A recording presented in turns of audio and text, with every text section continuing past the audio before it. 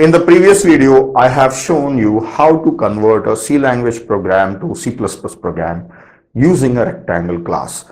Now the same program or same class, I will write it once again freshly as a new C++ program. So let us write a class for rectangle using C++. So here, first of all, we should include a header file, that is IOStream, include IOStream. It may be IOStream or IOStream.h depending on the compiler you are using. And if you have to write, suppose IOStream only, then you have to say using namespace std, so that you can use scene and cout objects for displaying or reading. I may or may not be using them, but this is the thing that you have to write on in the beginning if you have scene and cout in your program. Now let us write a class for rectangle. Class rectangle.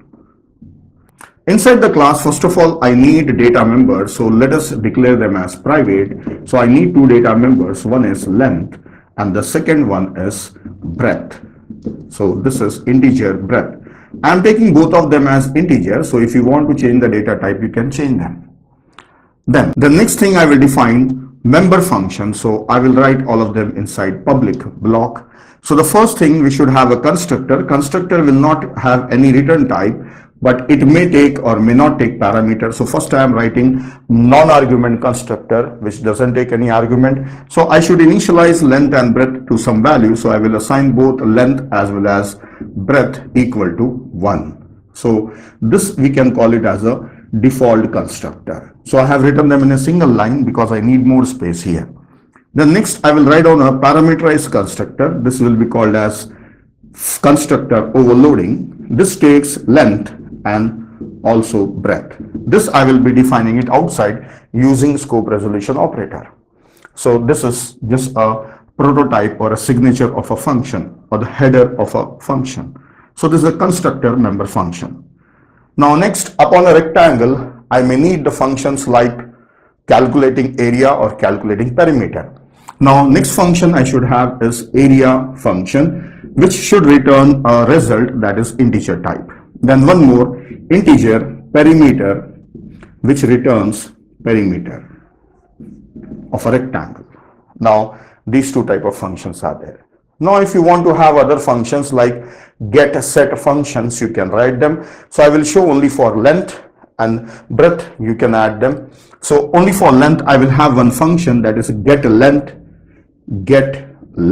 which will return length. So here itself I will expand it and I will say return length. Then the next is set length to change the length. So in the previous video I was calling it as a change length, call it as set length. Now set length void set length function. Now this should change the length to a new given length. So directly I will write in a single line because it has to just change the length. I am changing length assign L.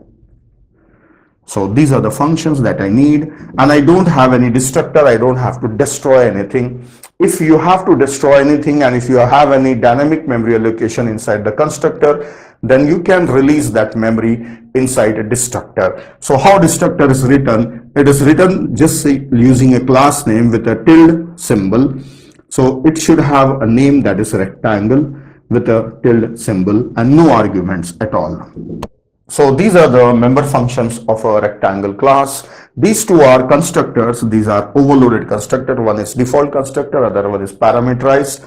And these type of functions which actually perform some operations on data members of an object, we call them as facilitators. And then this is accessor, that is get function or getter function, and this is mutator, that is setter function, and this is a destructor. These type of functions are there. I have written all the types of function inside a class. Now this already implemented. These three functions I have to implement them. So I implement them outside the class. So after this I have to write them. So here I will write on those functions. So let us write on the first function, that is constructor, parameterized constructor. So here for implementation, first of all, I should write down the class name, rectangle, and scope resolution, constructor name, rectangle, and it is taking two parameters, integer L and integer B, integer length and breadth. And there is no return type, so directly it starts from here. So only thing I have to do is length assign L and breadth assign B. So if at all you have any validations, you can do them here, checking whether length is valid or not, breadth is valid or not.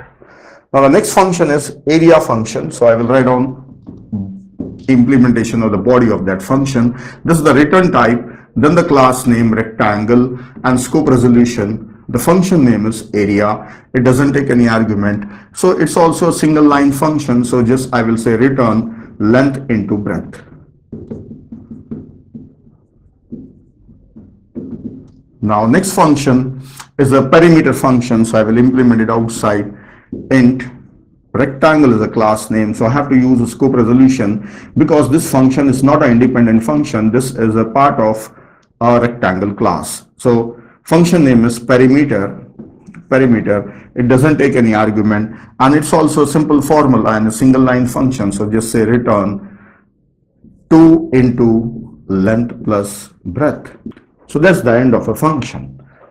Now the last function, that is a destructor. Though I don't have anything to deallocate here, if at all any deallocation required, you can do that inside destructor and you can implement that destructor. Destructor will not have any return type, so directly a class name and scope resolution, and this is a destructor. So inside the destructor I don't have anything to do, so I'll just leave it blank. That's all. These are the functions. I have implemented them using scope resolution outside the class. Now I will write on the main function and use these functions. Let us write a main function here. Int main. Now the first thing, I will create an object of a rectangle, say rectangle R 10 and 5 length and breadth. So this will create a rectangle with length 10 and breadth 5. The next I will call the function. So I need the function, that is area and perimeter. I will call them and I will directly display their result. So cout r dot area, this will display area. Cout r dot perimeter, this will display perimeter. If I want to change the length, I can say set length function I can call, and I will change the length to 20. Now if I want to display the length, then I can say cout r dot get length. Length will be displayed. This function will return the length and cout will display it. So this is the end of the main function. Now once the main function ends, this destructor will be automatically called because the object is going outside the scope. Function ends, so a destructor will be called because the object will be destroyed. So this is a fresh C++ class I have written. Right from the beginning I have written everything. So in the previous video I have converted. Now in this video I have freshly written it. Now in my course, at very few places I have written C++ code because most of the time I have written C language code, and when I have finished the topic of data structure, like for example arrays, at the end of the topic of arrays I have written a C++ class for arrays.